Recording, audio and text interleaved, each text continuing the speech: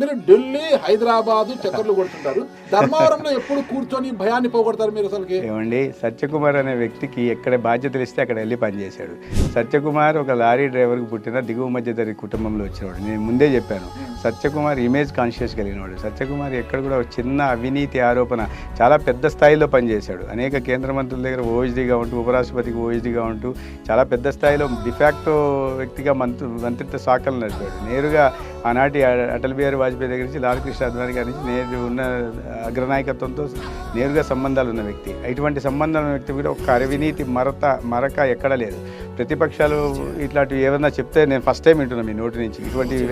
ఇటువంటి ఇది ఎక్కడ సత్యకుమార్కి ఫామ్ హౌస్ లేదు. సత్యకుమార్కి ఉన్నది ఒకే ఒక ఇల్లు, అది హైదరాబాద్లో ఉంది. ఊరి బయట ఉంటుంది. ఊరి బయట ఉన్నవన్నీ ఫామ్ హౌస్లో అయ్యేటట్టు ఉంటే దానికి మీరు చెప్తున్న ఎక్స్టెంట్ కూడా కాదు. ఇంకోటి లాబింగ్ అనే పదానికి సత్యకుమార్కి అర్థమే తెలియదు. లాబింగ్ చేసేవాడు సత్యకుమార్ కార్యకర్త.